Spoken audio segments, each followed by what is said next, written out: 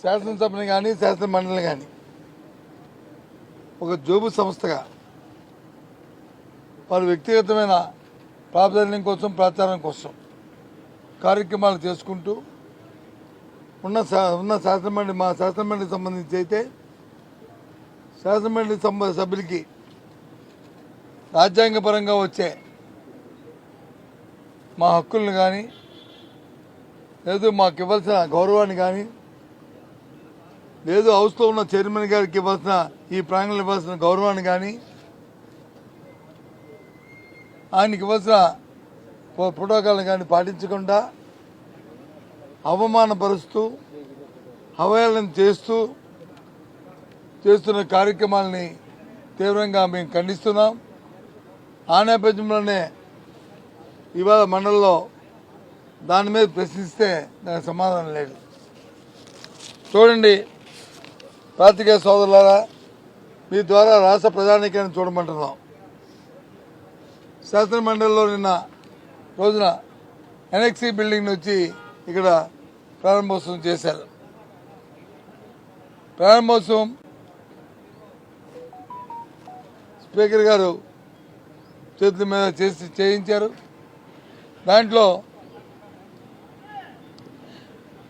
మంత్రి municipal administration Narayana గారు పేరు ఆ పలకం మీద, దాంతోపాటు ఫైనాన్స్ మినిస్టర్ గారి పేరు, దాంతోపాటు రఘురామకృష్ణ డిప్యూటీ స్పీకర్ గారి పేరు,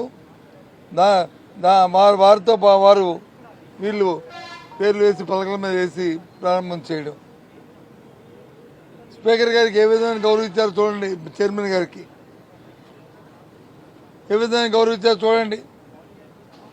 ఇది ధర్మమైన ఆలోచించండి.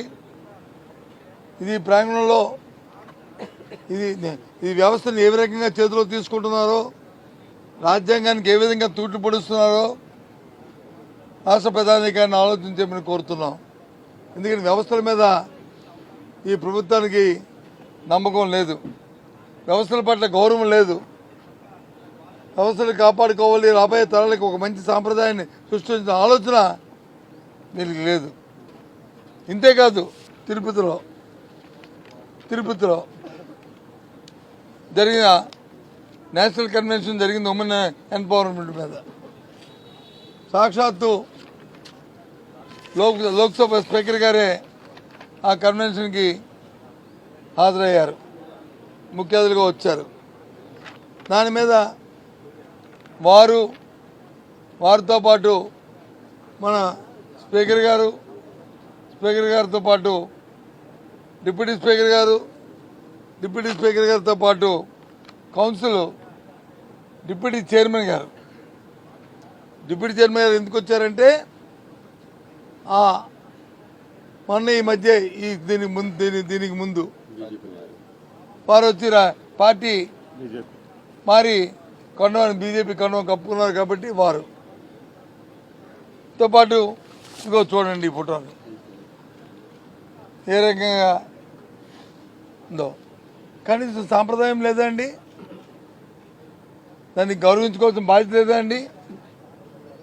మరి దేనికోసం ఎంపవర్మెంట్, దేనికోసం నేషనల్ కాన్ఫరెన్స్, దేనికోసం పెద్దలను వచ్చి ఢిల్లీ నుంచి వచ్చారు. ఈ రకంగా ఇవాళ కార్యక్రమం చేస్తున్నారు. పోనీ నిబంధనలు లేవు, ప్రోటోకాల్ లేదనుకుంటే ఇదిగో రాష్ట్రపతి ఇచ్చిన జీవో 59 2018లో ఈ జీవోని రిలీజ్ చేశారు. దీని ప్రకారం ఎనెక్స్ సెకండ్లో 2లో 3వ పేజీలో 2వ పేజీలో 14 సీరియల్ నెంబర్ 14 ప్రకారం చూసుకుంటే, ప్రోటోకాల్ ప్రకారం చూసుకుంటే చైర్మన్ ఏపీ లెజిస్లేటివ్ కౌన్సిల్ ముందు, ఆ తర్వాత స్పీకర్ ఏపీ లెజిస్లేటివ్ అసెంబ్లీ, ఆ తర్వాత చీఫ్ జస్టిస్ ఏపీ హైకోర్టు, ఆ తర్వాత ఏపీ లోకాయుక్త, ఆ తర్వాత opposition leader council APLC legislative council, ఆ తర్వాత లీడర్ ఆఫ్ అపోజిషన్ అసెంబ్లీ, ఇది ఆర్డర్ ప్రైవేట్ ఆఫ్ ఆర్డర్. మరి ఈ రకంగా ప్రభుత్వం జీవోలు ఇచ్చి రాజ్యాంగపరంగా ఈ హక్కులు ఇవి కల్పించిన తర్వాత ఏ విధంగా ఈ కార్యక్రమాన్ని చేస్తారండి? ఏ విధంగా ఈ స్థల పథకం మీద ఈ లోపల పేర్లు లేకుండా ఏ రకంగా ఎవరిని పిలవకుండా ఏ రకంగా ఎనాగ్రేట్ చేస్తారండి? ఇదేమి జబ్బు సంస్థ అండి? ఇదేమి టీడీపీ పార్టీ ఆఫీసా అండి? ఇది లేదు ఎన్డీఏ పార్టీల ఆఫీసులు అండి ఇవి? చెప్పండి.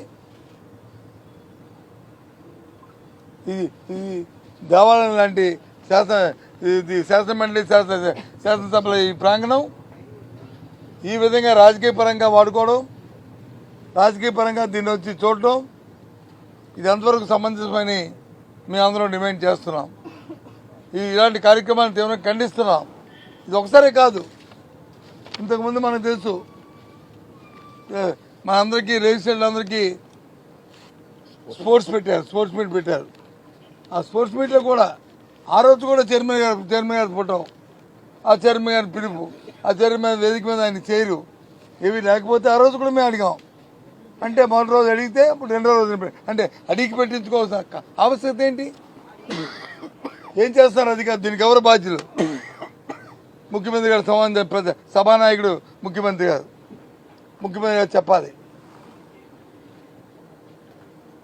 రెండు సభలకి నాయకుడు ముఖ్యమంత్రి గారు కాబట్టి సభానాయకుడు ముఖ్యమంత్రి గారు దీనికి ఆన్సరబుల్, ఈజ్ ది రెస్పాన్సిబుల్. ఆయన దీనికి వివరణ ఇవ్వాలి, ఆయన దీని మీద చెప్పాలి. తక్షణమే ఎవరైతే దీనికి వైలేషన్ కారణమో వాళ్ళ మీద చర్యలు తీసుకోవాలి, రాజ్యాంగాన్ని పరిరక్షించుకోవాలి, దేవాలయం లాంటి ఈ ప్రాంగణాన్ని కాపాడుకోవాలి, దాని విలువను కాపాడుకోవాలి అనేది మా డిమాండ్. అందుకే మేము అంతా ప్రొటెస్ట్ చేశాం. ఇది ఇంకా కొనసాగుతుంది. దీని మీద ప్రభుత్వం సరైన నిర్ణయం ప్రకటించే వరకు కూడా ఇది కొనసాగుతుంది అనేది మీ ద్వారా రాష్ట్ర ప్రజానికి కూడా తెలియజేస్తున్నాం. ఎన్నో చాలా అవసరాలు ఉన్నాయి, ఎన్నో సమస్యలు ఉన్నాయి, ఇంకా విషయాలు ఉన్నాయి.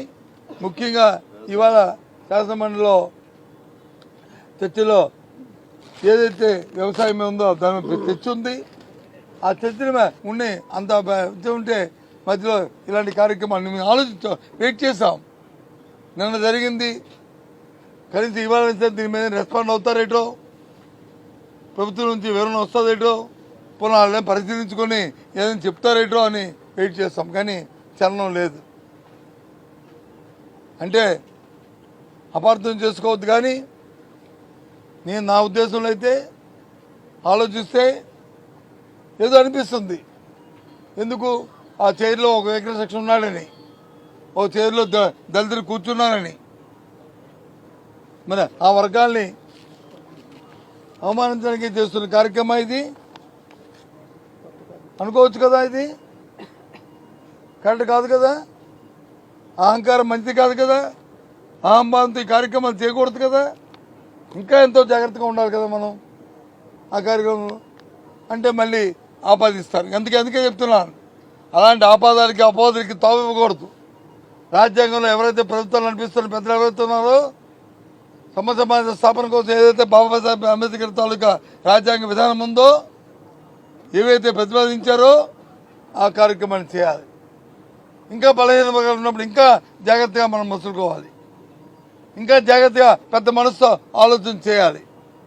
కానీ ఇటువంటి కార్యక్రమాలు చేయడం చాలా దురదృష్టకరం, చాలా బాధాకరమైనది విషయాన్ని ఈ సందర్భంగా తెలియజేస్తున్నాం. ఇది కొనసాగుతుంది.